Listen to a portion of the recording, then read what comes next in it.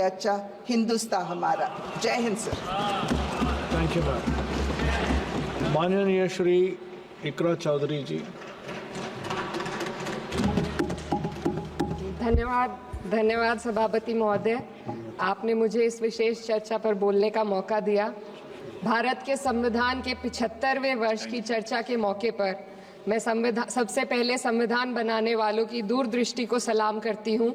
एक युवा सांसद के तौर पर मैं अपनी उम्मीदों को संविधान के साथ जोड़कर खास तौर पर ये बताना चाहती हूँ कि आज हमारे देश में पिछड़े, दलित, अल्पसंख्यक समुदाय को किस तरह अपने संवैधानिक अधिकारों और आज़ादियों की हिफाजत के लिए हर रोज़ मुश्किलों का सामना करना पड़ रहा है।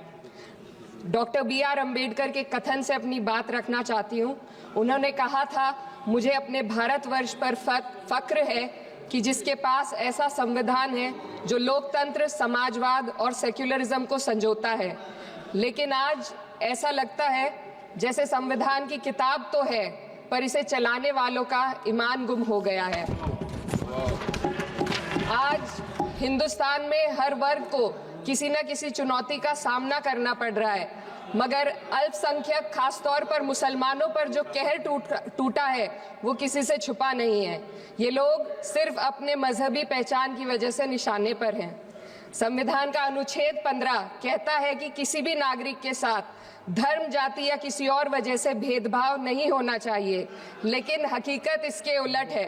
हालात इस कदर बिगड़ चुके हैं कि hate speech, mob lynching, bulldozer द्वारा घरों को गिराने की घटनाएं आम हो गई हैं। खास तौर पर उत्तर प्रदेश में, जहां ऐसा लगता है जैसे कानून के नाम पर जंगल राज चल रहा हो।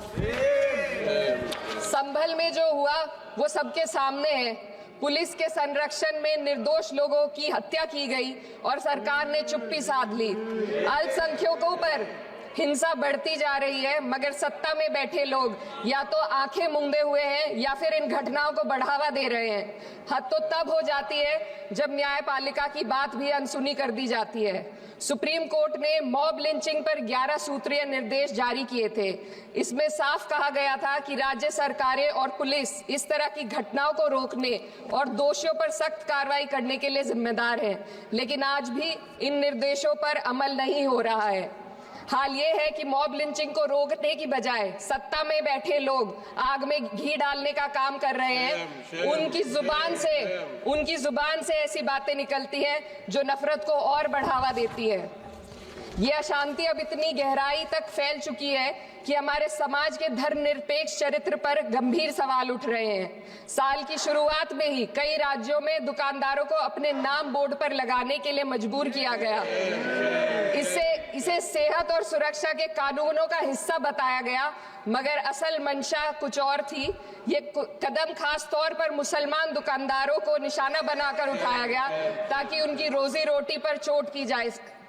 पिछले हफ्ते मुरादाबाद में एक मुस्लिम डॉक्टर को हिंदू बहुल्य मोहल्ले में घर खरीदने पर विरोध झेलना पड़ा। वजह बताई गई कि इससे मोहल्ले की सामाजिक शांति बिगड़ जाएगी। अब आप ही बताइए, क्या ये वजह सही है, जायज है?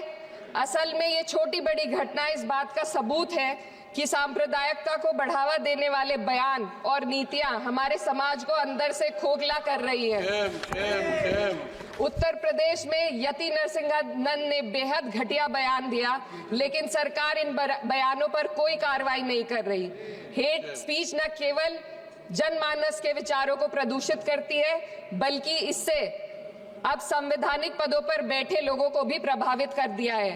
अभी हाल ही में माननीय उच्च न्यायालय इलाहाबाद के माननीय न्यायाधीश ने ऐसे बयान दिए जिसका संज्ञान खुद सुप्रीम कोर्ट को लेना पड़ा।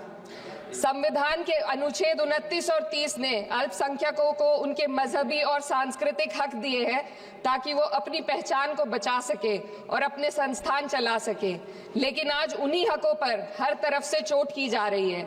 वक्फ जैसे बिल लाकर उनके धार्मिक अधिकारों को छीनने की कोशिश की जा रही है। आज अल्पसंख्यक समुदाय को संविधान द्वारा दिए गए अपने बुनियादी अधिकार पाने के लिए लंबी लड़ाई लड़नी पड़ रही है। ऐसे कई मामले अदालत ने न्याय देकर संविधान की रक्षा की है, लेकिन अदालती प्रक्रिया में जो समय लगता है उसकी वजह से देश के सामाजिक ताने बाने को भारी नुकसान उठाना पड़ता है। मिसाल के तौर पर इलाहाबाद हाई कोर्ट ने 2004 के मदरसा एक्ट को रद्द कर दिया था, जिससे मदरसों के संचालन पर सवाल उठे। हालांकि सुप्रीम कोर्ट ने बाद में इस फैसले को पलट दिया और एक्ट को वैध करार दिया, लेकिन इस प्रक्रिया में जो समय लगा उसने अल्पसंख्यकों को बेचैनी और संघर्ष के दौर में डाला है। इसी कड़ी में प्लेसेस ऑफ वर्शिप एक्ट 91 भी आता है और कई अन्य अधिकार, उन्हें भी इसी तरह अदालती लड़ाइयों में उलझाया जा रहा है। ये स्थिति न केवल अल्पसंख्यकों के अधिकारों की राह में रुकावट है, बल्कि justice delayed is justice denied जैसी कहावत को सिद्ध करती है। मैं इस सदन से दुनिया भर के अल्पसंख्यकों की आवाज उठाना चाहती हूँ, खास तौर पर हमारे पड़ोसी देश बांग्लादेश में अल्पसंख्यकों के साथ जो हो रहा है वे दिल को गहरे तक चोट पहुंचाने वाला है। उनकी जान माल की हत्या की जा रही है। बांग्लादेश हो या हिंदुस्तान हो या कोई और देश, अल्पसंख्यकों की सुरक्षा, इज्जत और अधिकारों की हिफाजत हर सरकार की सबसे पहली जिम्मेदारी होनी चाहिए। मैं इस सदन से अपने देश के अल्पसंख्यकों के साथ बांग्लादेश के पीड़ित अल्पसंख्यकों की आवाज को एक साथ उठाना चाहती हूँ। ये वक्त की पुकार है कि हम सब मिलकर ये सुनिश्चित करें कि किसी भी इंसान को उसकी पहचान या मजहब के कारण डर कर जीने पर मजबूर ना होना पड़े। जहाँ हक छीने जाते हैं वहाँ अमन खो जाता है। ये बात हर सरकार को समझनी चाहिए। अगर हम सच में अपने संविधान का सम्मान करना चाहते हैं तो हमें नफरत और भेदभाव को खत्म करना होगा। हमें ये दिखाना होगा कि ये मुल्क हर वर्ग, हर जाति, हर धर्म और हर समुदाय का है, और जब तक ऐसा नहीं होगा तब तक संविधान की आत्मा सिसकती रहेगी। सर, अपनी बात को खत्म करते हुए मैं एक शेर अर्ज करना चाहती हूँ। ये दाग दाग उजाला, ये शब गजीदा शहर, वो इंतजार था जिसका, ये वो शहर तो नहीं।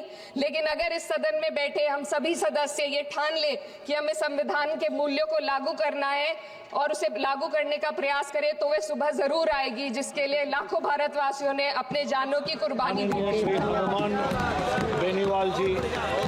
हनुमान बेनीवाल जी।